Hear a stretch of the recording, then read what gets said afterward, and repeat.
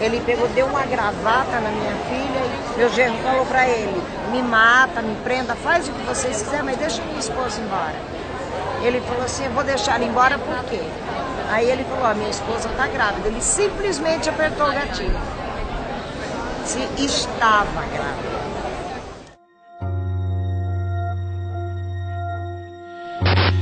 Registraram a entrada de dois homens. Aconteceu por volta das 10h30 da noite em alta velocidade. De cor escura, de grupo de extermínio formado por policiais e os homens já desceram atirando. Uma execução cruel a Não está descartada a participação de policiais militares. 9 mortes. Pelo menos um menor de idade foi morto. Na favela do Cabo. Este ano, São Paulo já registrou 16 chacinas. Aí eu recebi a notícia por volta das 3 da manhã, mais ou menos. Era minha vizinha, tocando a campainha. Aí eu fiquei até com medo, né? Eu falei, putz, 3 da manhã, o Midas tem chave e tal. Aí ela falou que tinham saído um casal de amigos meu, né? Que foram lá avisar que o Midas estava no hospital. Aí eu já caí no chão. Aí ela pegou e falou assim, não, mas ele tá bem. Só que eu vi pelo olhar dela que, né, era alguma coisa. Teve uma abordagem agressiva também e os moradores se revoltaram e estavam tacando pedra na polícia. E eles atiraram contra as pessoas, né? E o Jonathan também estava passando e foi atingido com um tiro nas costas. O Brasil é o país com o maior número de homicídios no mundo. Em 2012 foram 56 mil pessoas vítimas de homicídio. Dessas 56 mil, 30 mil eram jovens. E entre os jovens, 77% eram negros. Então está acontecendo no Brasil o extermínio da juventude negra e nem as autoridades, nem a sociedade, ou grande parte dela, estão fazendo nada que seja realmente efetivo para mudar esse quadro. E uma semana antes dessa chacina da Pavilhão 9, policiais passaram lá, da Força Tática, e agrediram os meninos que estavam lá dentro. Inclusive um dos falecidos foi agredido. E falaram para ele que hoje estavam aqui para brincar e que na próxima eles iam ver a brincadeira. E ele não foi a primeira vítima da UPP lá em Manguinhos. Antes da morte do Jonathan, o PP já tinha assassinado outros 2 jovens em Manguinhos também. Quando eles olharam dentro do carro, eles já conheciam, porque é os policiais do bairro. Eles estavam com a touca enrolada até a testa. Que mataram nossos filhos foi a polícia. A polícia matou nossos filhos. Mesmo que ela está debaixo do capuz.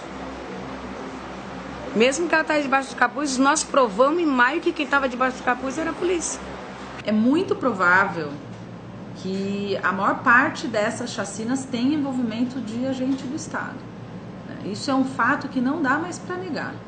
Vê quantos casos tem acontecido na mesma região, nas mesmas proximidades, e quando você vai ver quais são os batalhões que estão sendo investigados, são os mesmos batalhões.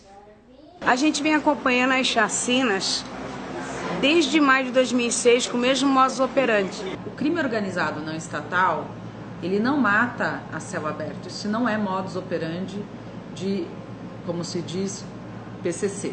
Em geral, ele mata ou em local fechado ou em descampado, porque é ruim para os negócios você matar a céu aberto. Com a diferença que, em geral, os agentes do Estado matam mesmo como demonstração de força a esmo. Eles não procuram exatamente o foco, digamos, de pessoas do PCC.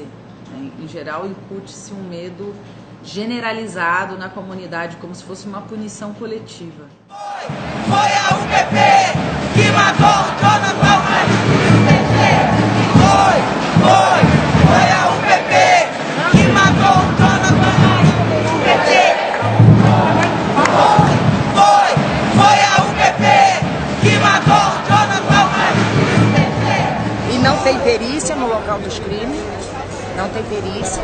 Eles acabam de matar, encostam uma viatura, joga lá dentro e leva. Eles vão e matam e mexem na cena do crime. Ou então coloca o revólver na mão do menino, dá tiro, a gente sabe. O próprio Ministério Público sabe. Quando eles não conseguem criminalizar aquele jovem que foi morto, eles vêm com esse argumento de que a polícia estava despreparada.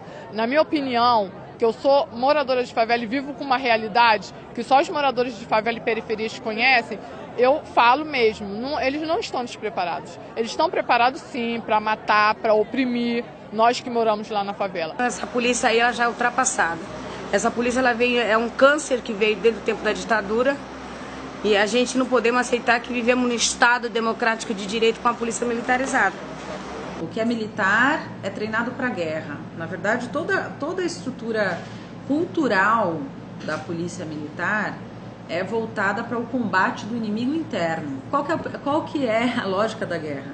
Não é preservação de vida, né? É eliminação física do oponente. E do meu ponto de vista, há medidas desmilitarizantes que já podem ser feitas hoje. Então, por exemplo, nos Estados Unidos tem alguns estados que têm a filmagem de toda a ação policial, no corpo do policial, não na viatura. A questão de muitos códigos disciplinares, o código que rege a disciplina nas polícias, em muitos estados esse código ele é anterior à Constituição de 88, e aí acaba dando mais ênfase em alguns aspectos que hoje não são tão importantes. Algumas violações de disciplina, de chegar atrasado, de estar com a farda amassada, muitas vezes recebem punições mais graves do que desvios de conduta, violência, abuso, etc. O policial que assassinou o Jonathan, ele já estava envolvido em outros assassinatos de outros jovens na Baixada Fluminense, sabe? E ele assassinou esses jovens, ele estava num dia de folga, ele nem estava de serviço. Nós vemos aqui policiais que são envolvidos em múltiplas ocorrências morte. Eu não estou nem falando de chacina, estou falando de morte em serviço. E que trabalham como se fosse um acidente normal, aceitável, de percurso, continuar trabalhando na rua. Isso não pode ser aceitável enquanto política estatal, a não ser que o Estado assuma que a sua política de segurança pública é o extermínio. Presente! Presente! Presente!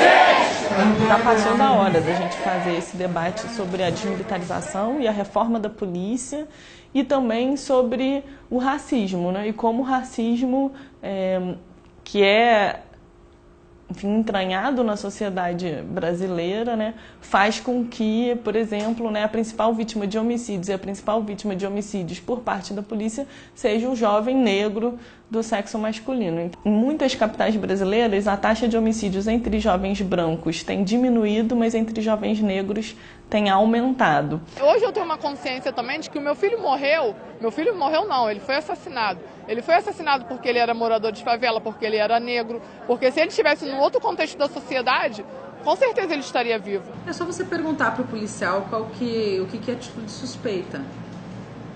É pessoa vestida de bermuda, chinelo, boné, com tatuagem e negra.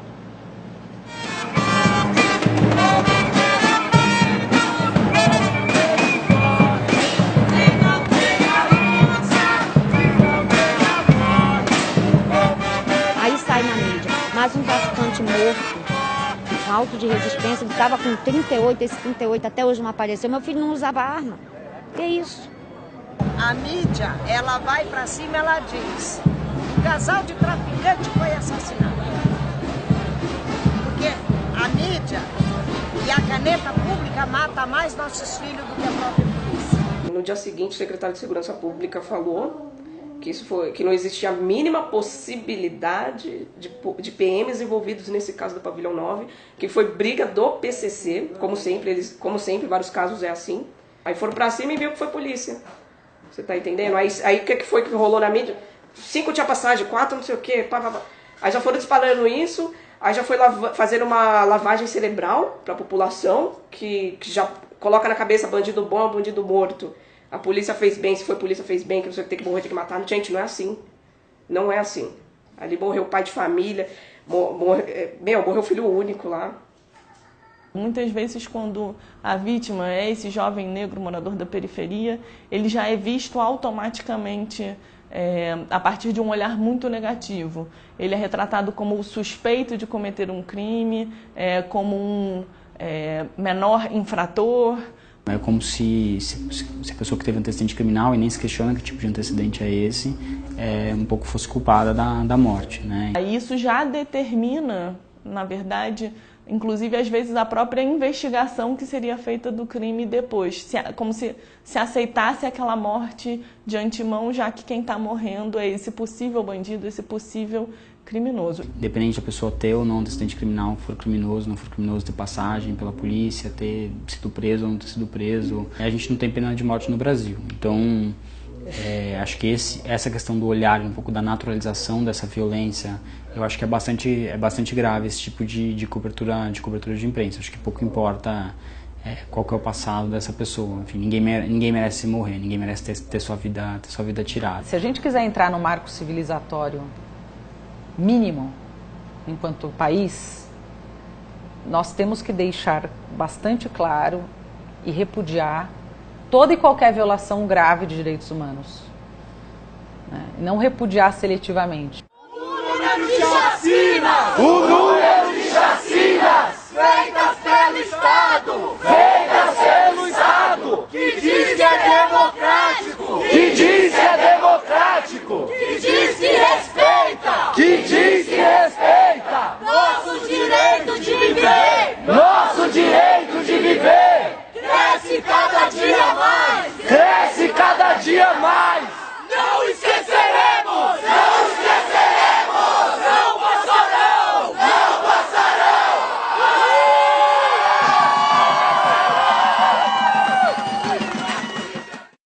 3 anos e 2 meses de cadeia. Essa foi a reparação psíquica que o Estado me deu. Eu vim para São Paulo, dei uma entrevista para a Folha, onde eu afirmo que quem matou foi policiais. Eu vim na segunda, saiu na terça, na quarta-feira eles invadiram a minha casa, quebraram a minha casa inteira e me levaram presa. Eu ficava vendo coisas, sabe? Alguém entrando aqui e vindo me matar. Eu fui abandonada pelo Estado. Ninguém me perguntou se precisa de um auxílio psicológico. Perdi minha casa. Se eu não tenho minha mãe, eu tava na rua com meus filhos. Tira o direito da mãe de ser mãe, que eles matam os nossos filhos e eles matam a gente também. Eles destroem uma família inteira. As mães que não morreram de câncer, elas arrancaram, estão tudo oca. O Estado não mata só nossos filhos, como não matou só o meu. Ele arrancou minhas trompas, meu ovário, meu útero, mas não arrancou meu cérebro de pensar numa transformação. É muito importante valorizar a luta dessas mães, dessas famílias, porque apesar de toda a dor que elas estão sentindo, elas encontram força para fazer essa denúncia e às vezes precisam estar mobilizadas durante muitos anos, porque a justiça no Brasil é muito lenta. E muitas dessas mães e dessas famílias às vezes sofrem ameaças, intimidações ou às vezes até chegam a ser mortas. O que teria que fazer era, primeiro, repudiar o ato publicamente. Segundo, pedir desculpa para as vítimas, publicamente. Terceiro, reparar essas vítimas, rapidamente. Prestar apoio emocional, psíquico, caso essa pessoa assim deseje. E preservar as famílias das vítimas de ameaças, de represálias.